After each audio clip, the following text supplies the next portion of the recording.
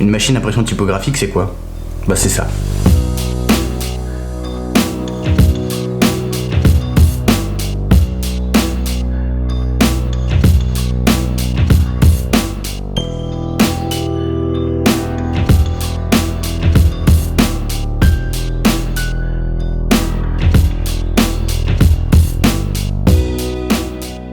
Allez, petit tour d'horizon sur la façon dont fonctionne cette machine.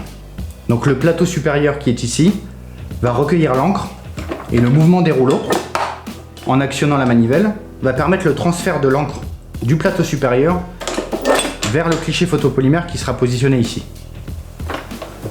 À l'opposé, cette platine-là va nous permettre de positionner notre papier et le mouvement de presse du papier contre le cliché photopolymère va permettre d'assurer le transfert de la forme et de l'encre par la même opération.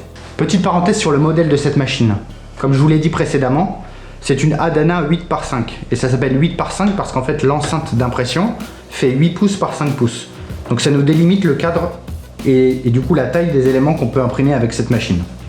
Maintenant, ce qu'il nous reste à faire, c'est regarder étape par étape comment on procède à l'impression en utilisant cette machine.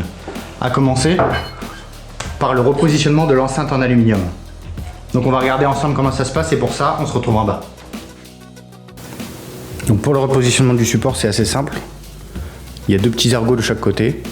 Il faut juste les repositionner dans les rails qui sont prévus sur la machine.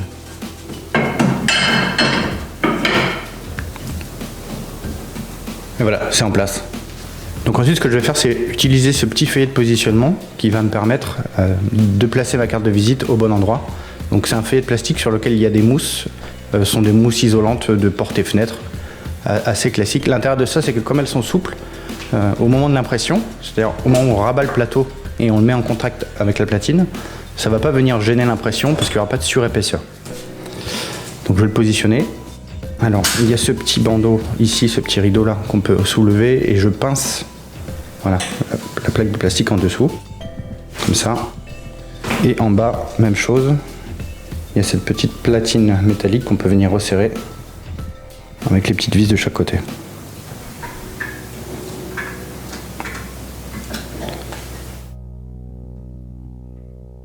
Voilà, et là, mon feuillet est positionné.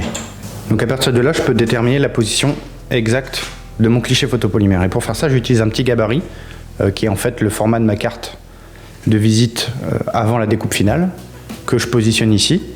Ce que je vais faire, c'est que je vais attacher ma plaque dessus et sur le revers de la plaque, on va positionner le scotch double face et au moment du rabat,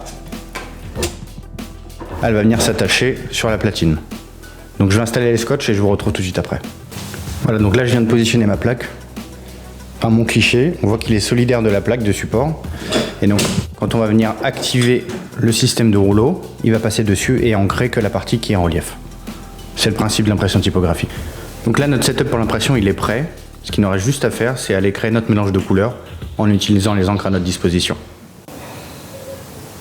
Alors voilà les quelques outils dont on va avoir besoin pour créer notre encre finale. Donc j'utilise pour ça deux types d'encre qui sont dédiés à l'impression typographique.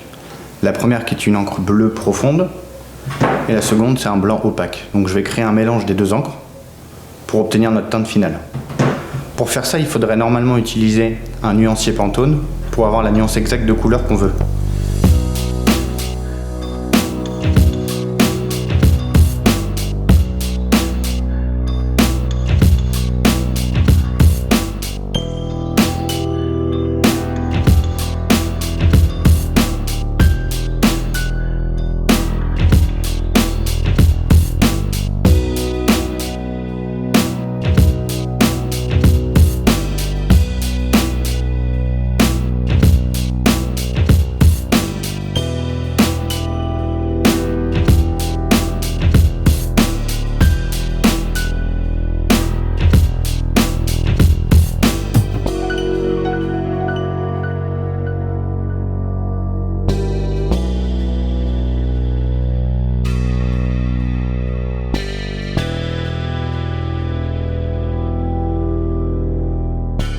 Donc par rapport à la teinte qu'on a choisie pour notre carte de visite, je vais quand même rajouter un petit peu de jaune pour obtenir un peu cette version nuancée de vert.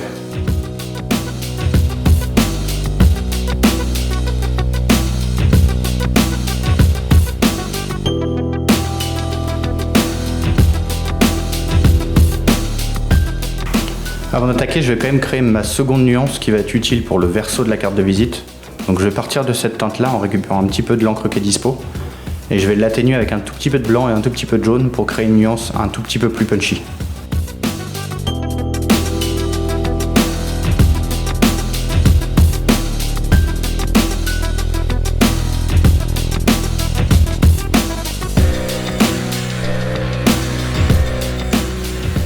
On s'approche vraiment de l'étape finale, donc là je vais aller charger en peinture le plateau encreur sur lequel viennent passer les rouleaux quand on active le mécanisme.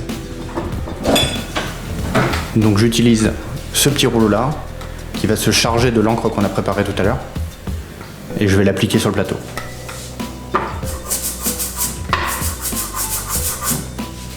C'est peut-être pas super visible à l'écran, mais je vous garantis que c'est une encre qui est extrêmement visqueuse.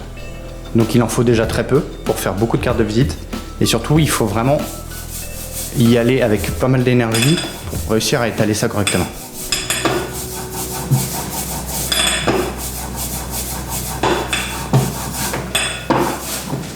Voilà, donc la première partie du chargement est faite.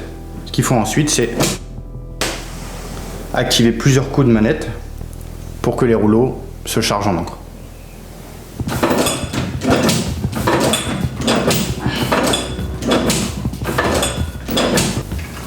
Donc là, ce qu'on peut voir, c'est qu'au passage des rouleaux, on est venu à poser de l'encre aux endroits qu'on avait déterminés, ce qui nous permet de réaliser le design final. Ok, donc on est parti pour une première session d'impression. Je reprends un des gabarits qu'on avait prédécoupé tout à l'heure. Donc je le positionne exactement à l'endroit où j'avais mis le premier. C'est ça qui détermine la zone d'impression. Et ensuite, j'active les manches. Voilà, j'appuie jusqu'au contact. Je rabaisse. Et là, voilà. Donc on obtient ce qu'on voulait. L'impression juste sur les zones où est apposé le texte, avec la mise en place des repères de coupe de chaque côté qui vont nous permettre de venir découper notre carte de visite au format final.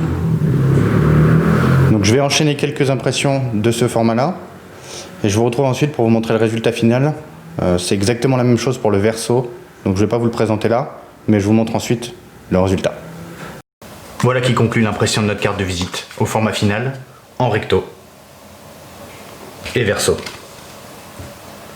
Donc avec les repères de coupe qui permettent la mise en forme au format final après le passage au massicot. Ce qui donne à peu près quelque chose comme ça. Pour le recto et pour le verso. Un petit commentaire rapide sur la colorimétrie de ces cartes de visite. La teinte ne correspond pas effectivement à ce que j'avais anticipé, surtout au niveau du recto, avec cette nuance de vert qui se retrouve vraiment très foncée.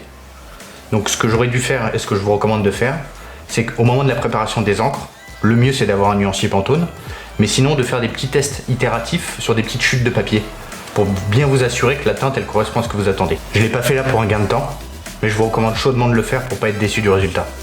J'ai pas parlé du papier, mais c'est aussi un paramètre important à prendre en compte dans votre rendu final.